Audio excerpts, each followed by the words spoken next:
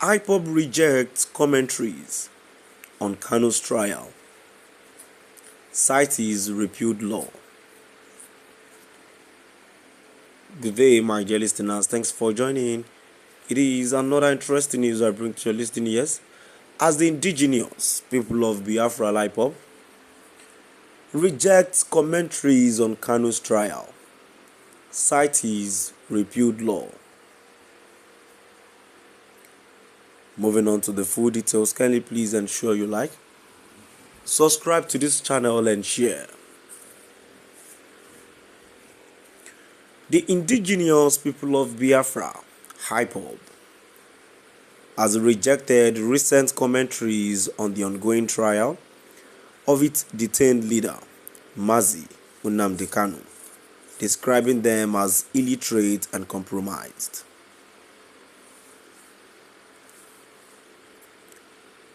In a statement issued on September 19, 2025,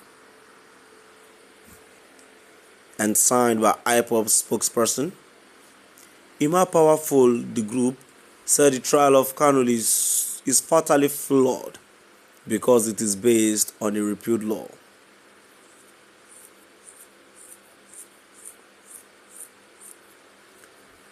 Mr. Nwokedi, and indeed the Guardian editorial board, ought to know the ABC of state reinterpretation. A repealed law ceases to exist, the statement said. Section 6, one of the Interpretation Act, makes it clear that repeal obliterates the law from the statute book as though it never existed, except for accrued right expressly saved.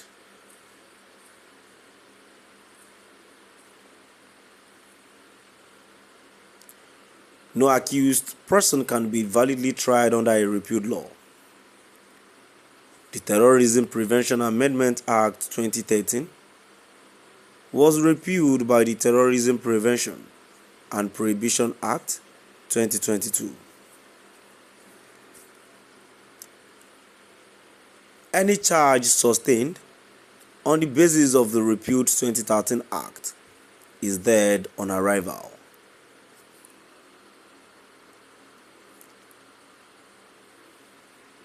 The group further maintained that judicial approval or recognition cannot validate what it described as a void legal process.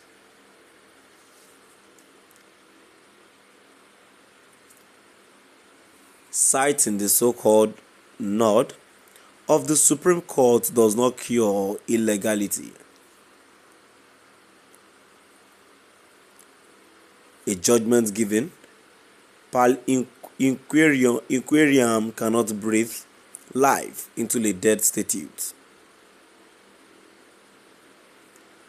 The world now knows that Nigeria's judiciary, especially the Abuja division, has become a circus where judges attempt to manufacture jurisdiction over void charges.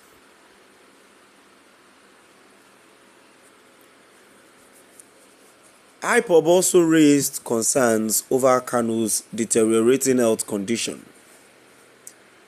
According to the statement, dismissing the issue as propaganda is not only inhuman but wicked.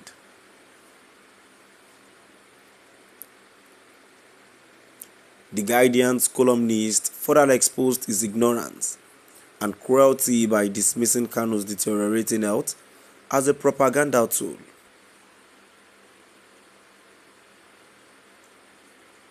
If nothing was wrong with him, why has his blood been drawn more than 50 times? Why was his blood sample flown to South Africa for specialized analysis? Why is he experiencing multiple organ distress? To trivialize such a dire medical condition is not only inhuman but wicked, Ipob said.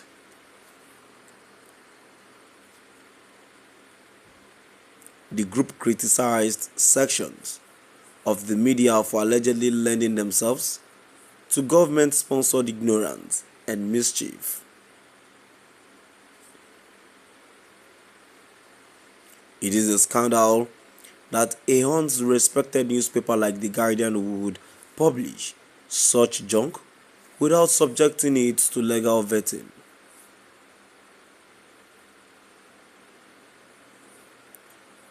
Instead of upholding journalistic ethics, they have chosen to lend their pages to government sponsored ignorance and mischief. This is why Ipob maintains that Nigeria is sliding into a lawless abyss because the supposed watchdogs of democracy have become lapdogs of tyranny.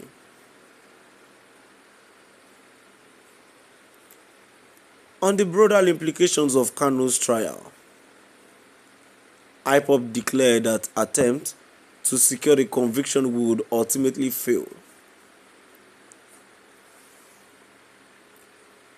Those hoping that Mazi Nnamdi Kanu can be convicted under a repealed law backed by an ex-party civil order are wasting their time. They have failed woefully. The case of Mazi Nnamdi Kanu is already opening the eyes of millions, once legally illiterate, to the perversions going on in Nigerian courts. This case will change the judiciary in Nigeria forever. My dear listeners, now we have come to the end of our today's news. Please do drop by at the comment section and let's know what your view is all about. Thank you for listening.